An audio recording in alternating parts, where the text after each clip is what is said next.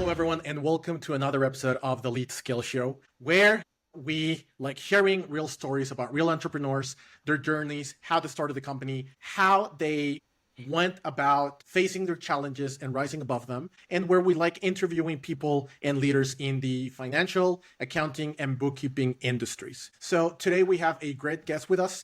His name is Patrick Roney. He is the president of ProLedge. And instead of me trying to introduce him and his journey, the first thing that I would like to say is welcome, Patrick. Thank you for being a guest on the show. Thanks for having me. Patrick, so like I said, right, instead of me trying to tell your story, can you please tell us about your company and your role in it? ProLedge, we've been around going on really close, 16 years now.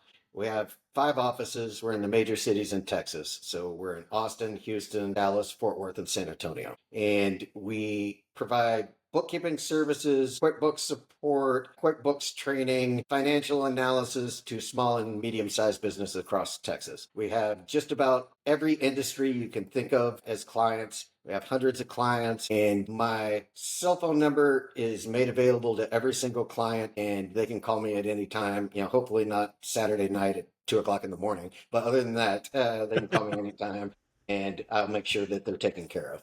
I love that.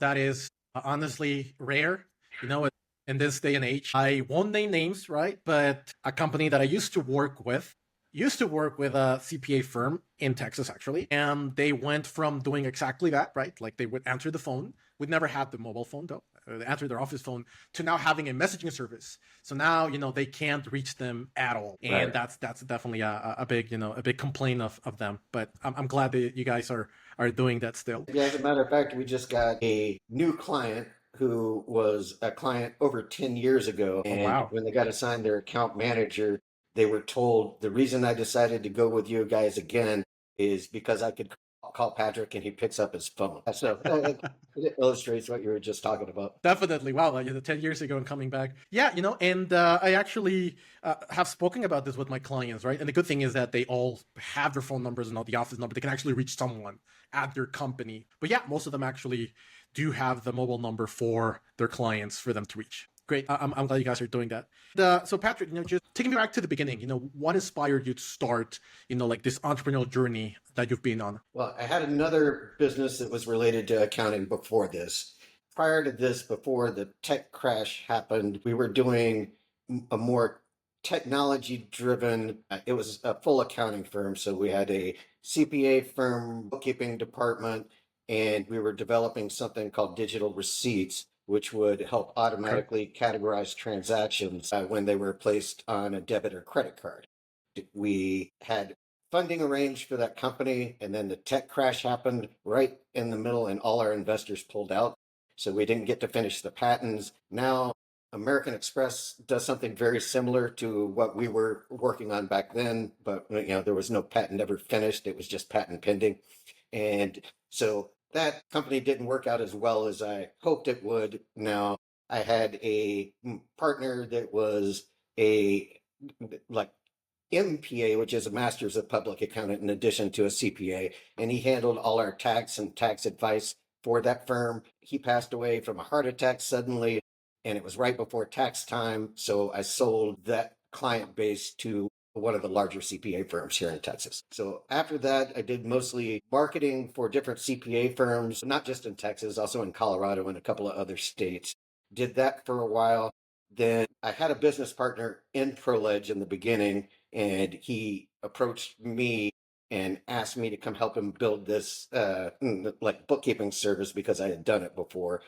I did. At that point, we hosted QuickBooks on servers before there was all these cloud accounting companies out there, before there was QuickBooks Online. And that was working really well, except for we were doing the server stuff ourselves, but that was mainly my business partner. It became more cost effective at a point several years back, like I guess it would have been 13 years ago, where it was so much more cost effective to outsource that to a dedicated server room, basically. And then once we did that, he came to me and said, "You're doing everything for the company. I don't have anything to do, so just buy me out." So that's what happened at that point. And been working at that point. We had just started, I believe, our Houston office, which was the first office we had started since Austin. And then since then, it's been built to include Dallas and Fort Worth and then San Antonio. Okay. Thank you. Thank you for sharing that. And wow, that's a great, I mean, unfortunately you didn't finish it, but that was a great, I would say, like, claim to fame, right? Like, you were actually building something that now it's very common, and you guys were working on that patent. So that's great. I was actually, as you were saying it, I was thinking, was that like, were you guys developing like the OCR technology, or how was that, like, working? But now you said Amex has that as well. So from what you said, first of all, it was great that your partner was actually really open, right, and transparent about that. Like, hey, you know what, I'm not doing anything. Why am I even here, right? Because a lot of people might not have been, that transparent. But one of the things that I speak with when I speak with a lot of people that are thinking about starting their journey, and I'd like to ask how you did it, is how did you land like your first client or your first clients, right? Like, what was that experience like? Because that's, I think, a big worry of people that are thinking of starting their business, but like, how am I going to get the first ones? Yeah, I can tell you before I joined ProLedge, I believe there may have been like 3 total clients, and that's part of the reason that I was brought into the company. And like, I guess he had tried to hire a couple of people to do marketing and sales before. It just wasn't working out. He was paying people basically for nothing. And then, like, within the first month, I just started signing up clients, and he was like, "How are you doing?" He just couldn't figure it out.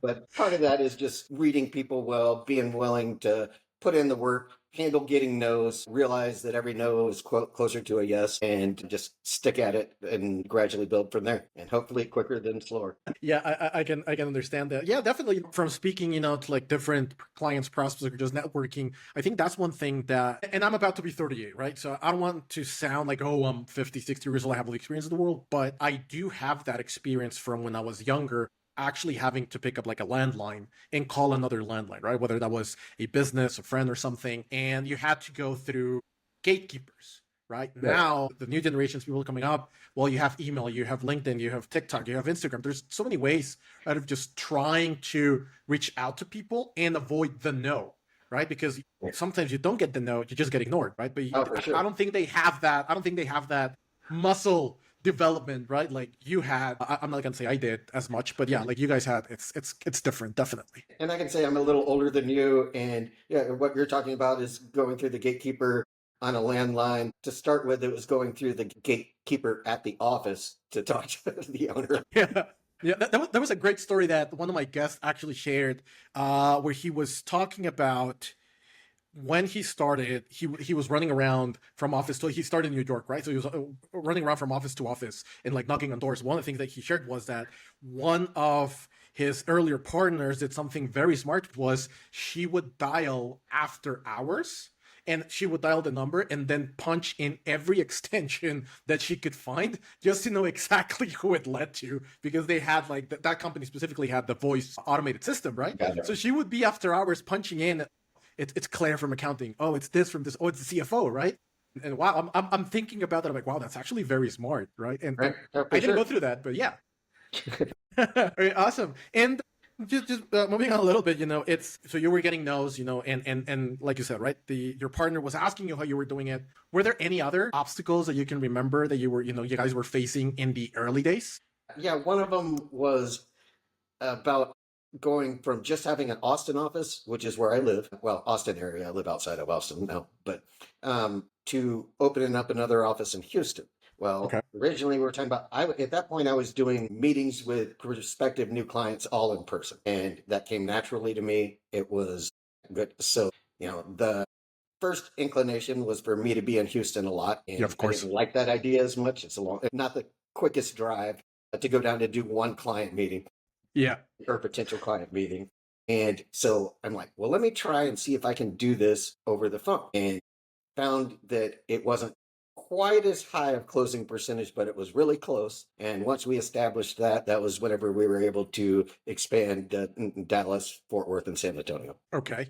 And was there anything there? So, because I know it's different right now, right? But when you guys were doing that, I'm just curious, what? Because I'm assuming it wasn't as easy as it is right now when it comes to the online tools. So, was there anything that you guys had like a big problem or friction when it came to running different offices from different places, or how do you guys handle that? Not as much as you would think, just because of the employees we choose to hire and things like that really help. And if the client needs an in-person meeting, then we're pretty good at getting the account manager to meet with that client in the beginning stages to be able to help solidify the relationship. And then if all else fails, jump in a vehicle and go up to Dallas if I really need to. But I try to not do that near as much anymore. Okay, I understand that. I mean, that's great, right? I think that definitely hiring the right people, it's critical. One of my mentors told me, and I still remember it to this day. He told me like 15 years ago, the biggest mistake a company does is hiring the wrong person. The For second sure. biggest mistake they do is not accepting it sooner, Yeah, yeah, right? keeping the person that's not right.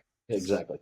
Yeah, exactly. So thank you, for sharing that, Patrick. And through your journey, I would like to know what is something that you wish you had known, back then when starting out, that now may seem like it's so obvious. I would say I would have very much liked, and this isn't way back in the beginning, I would have liked to figure out the pricing model that we're moving more towards now a lot quicker. One Okay. thing I found in just in bookkeeping services in general, what tends to happen is we keep the staff member consistent to the particular client. And the longer they work with that client, the more efficient and faster they get with the client. We were doing strictly hourly billing. And Okay. so we noticed that our clients were coming in, they'd be great clients. The person would get so efficient that all of a sudden they weren't paying, the client wasn't paying us hardly anything. And it was because they had somebody that was really good at their job.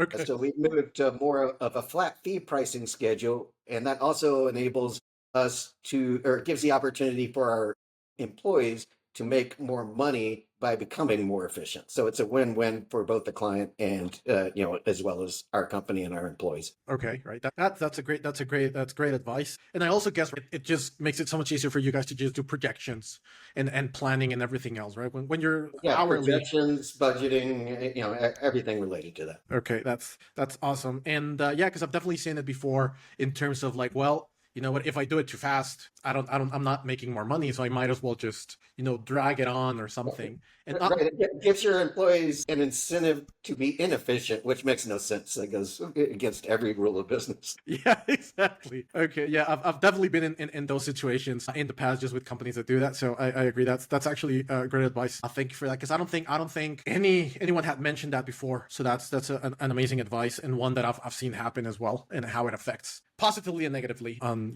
companies. And just so right now, you said you have what, 5 offices? Okay, do you guys have plans of like opening up another one, or is like 5 enough? That is probably the biggest thing I'm going back and forth Yeah. with now. And it's a matter of quality of life, especially for me, whether I want to Okay. make the investment of time and resources as well to expand to a second state. Oh, it would be okay. So yeah, it would be a second state, not within Texas anymore. Yeah, we've got the major cities, and I guess there's still El Paso, but I don't speak Spanish, so that's a little more difficult for me. I can help you with that. I got a lot of family in El Paso. I can speak a little Spanish. I've traveled a lot in places that speak Spanish, but just not fluent enough to be able to talk too much accounting lingo. Okay, we'll continue this conversation later, and I'll try to bring you in over to the dark side. Honestly, I love El Paso. I have a lot of family, and I don't know. I've always, maybe because it was part of me growing up, but yeah, I have a lot of fun memories, and I just love it. But yeah, okay, we'll have the conversation at another time. Okay. Okay, wow, yeah, and just out of curiosity, and if you don't mind sharing this, what is the other state that you might be thinking about, opening Florida up? would be next because of just same type of employment laws and things like that, and the fact that employees aren't going to have state and local taxes taken out of their checks and things like that. So just more in line with what we have here in Texas. Oh, okay, great. That's actually also a great insight, just because just from basically the location and the size of the city, I was actually thinking maybe Phoenix, right? It's Yeah, not yeah, that. that would be another good one. Okay, yeah, but I don't know about the state laws and everything else, the employment law. So okay, that's good. Well, hopefully, whatever it is that you decide, it's for the best. I mean, if you guys are expanding, that's great, and if not, that quality of life, it's definitely a big part of anyone's decisions. And So, are you just in terms of exactly quality of life, we're talking about that. Are you already looking at like delegating more stuff, or maybe, training someone else to start taking some stuff off your plate? Or are you still like 100% just wanting to just keep doing everything that you've been doing, so far? Well, that's happened a lot. I have a vice president who does a whole lot. She's great. And then we also have another person that assists her with the employees and doing weekly meetings with employees and things like that. And then she's meeting with them. So that's taken a lot off the plate already. And then I just mainly deal with clients on important issues as well as billing issues and bringing them in to start with, and then taking care of anything that can happen along the way. Okay. Okay, that's great. Yeah, I think that just starting to do it like you're commenting, it's a great way of just, I mean, both expanding but also just giving you more time to actually do more of the stuff that it's more valuable, right? But also more of the stuff that you enjoy. Right, exactly. A combination of that. I mean, the other stuff's valuable too, but if I don't enjoy it, Yeah. I've been doing this for long enough that I choose to let other people do that part. Yeah. Yeah. And I'm not saying, sorry, I'm not saying it's not valuable, but it's more in terms of the different kinds, right? And the value ladder. And Got it. this is just something that I saw in person with the same mentor that I mentioned earlier. He was running his company and he was trying to do everything. And when it came to having a second in command, just, getting a VP, he was promoting from inside. But at one point, right, it was like, well, it's going to cost me this much, right? And the financials might have not been exactly where he wanted. So he was going up and he was going just, around about doing it. But when he finally pulled the trigger, it just freed him up to do so many more things. And the business just skyrocketed, right? Because his VP took so much off his plate when it came to operations, right? That he was just able to do more sales, more Right, right. networking, and yeah, he was developing the relationships. Yeah, that's part of what I talk to potential clients about every day. Yes, you probably could figure out how to do this yourself, but if you go out and get one client during the time it would take you to do that, it's more than paid for you to have somebody that's an expert in it do it for you. Yeah. And I think that's one thing that, especially the people that started, our businesses or were there from the very beginning, have a lot of problem with, right? And not just Right. because, well, it might be because I think I'm the best person to do the job, but I also think, at least in my opinion, and I would love to get your opinion on that, at least in my situation, is it's my baby, right? It's something that I built, something from the ground up. So I know that I could find someone to do a better job than me, but I don't want to do that, right? Because I think, like, I don't know, I've built it, so I want to keep building it, right? And maybe someone else is the best person for the job.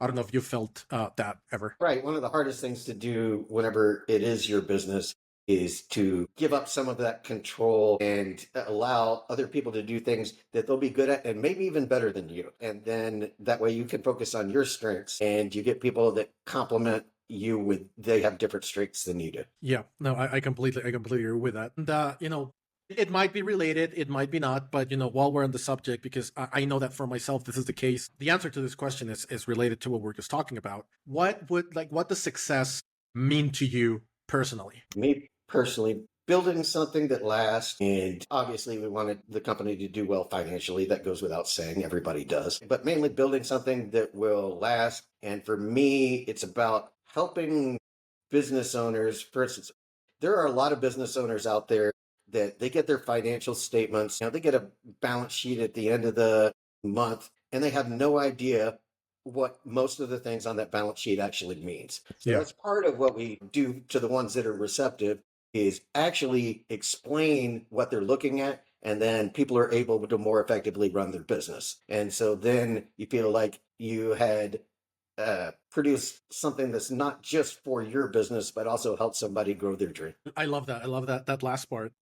Would you mind sharing a success story, something that you're proud that you helped one of your clients do? Because not a lot of people, like you said, like the ones that are open to actually understanding the balance sheet, not everyone is, right? But is there any, like success story that you're really proud of? Like, hey, we helped, this client do this or get to that? Yeah, without getting into too many specifics, I can say we've definitely helped business owners in some cases come a long way from not having any idea on how to read a financial statement or what anything means, to implementing budgets and projections, and they're the ones leading that charge now. When we first sat down with them, they couldn't even have told you like how to figure out how much money people owe them. Okay. Thank So you. for sure, I think that really helps. Yeah, no, definitely. Thank you for sharing that. Just from I already asked you, right? What does success look like to you? While we're a little bit on the philosophical side of things, if you had a magic wand, right, that you could change like one thing about your business instantly, right? Like, what would it be? We would have already done the work to be in multiple states. Okay. That's, that's great. Yeah, definitely. I can see how that would help. I thought for one moment I thought you were going to say just clone myself. Just clone myself endlessly. That would be scary for a lot of people. Thank you. Thank you for that. And just first of all, again, thank you for just sharing all of this. I already asked you, what would you have liked to know, when you were first starting out, but now let me change the question a little bit. What advice would you give to someone else, like just starting their entrepreneurial journey? To learn to delegate before you think you really need to, because it'll help you when you really need to. So that would be one thing I definitely focus on, and just and along that line, not try to do everything yourself. Identify the parts that you're not good at and figure out how to bring in resources or people or whatever it may need to be to complement you in those areas. That's great advice. I appreciate you mentioning that. And how did you do that yourself? Like, did you start deleting before, or was it something that was just forced and you just had to? It took a little bit of time, and so that's why I'm giving that advice to people, to not wait till you have to do it, but start doing it, and you're going to build better team members within your company that way as well. I love that. Just thank you so much, Patrick, for taking the time being a guest. Just before we wrap up this interview, which I've had a lot of fun and enjoyed the conversation, where can our listeners learn more about you, your work, your company work? This is time to just talk about your business and where they can find you. Yeah, for sure. The easiest way to learn more about the company is the website, which would be ProLedge.com, which is PROLED, like dog, GE.com, like ledger without the R. And I would say, for business owners out there who may not understand their financial statements, please feel free to give us a call, and we'll help you and we'll guide you along the way and make you a more successful business owner. Now, just to that point, you guys are in Texas. You guys have 5 offices there, but you Right. work nationally, right? Yes, we can work nationally. The majority of our clients are in Texas, but we do work with clients from everywhere from New York to Florida to California. And we've had several clients that had satellite offices here in the US that were, their parent company was in another country. Oh, wow. Okay. That's great to know. So, to anyone listening, you've heard it. It's not just Texas. If you guys are in another state and you want someone to pick up the phone, you guys can, just call, email, contact Patrick and ProLedge. I will have the links, down here or up here, depending on the platform. So thank you so much, Patrick. I really appreciate, again, the time, just the openness, and you being a guest. Enjoyed our conversation. Appreciate you having me. Awesome. Thank you. And to anyone else, listening to the Lead Skill Show, this has been another episode. If you guys like this conversation, please like, subscribe, and comment. It helps us, and it can also help other people, listen to a message like this, which I think is very important for people starting their entrepreneurial journey, but also for people looking, for someone to have a more of a personal relationship with your bookkeeper and accounting firm. So thank you, everyone, and I'll see you in the next episode.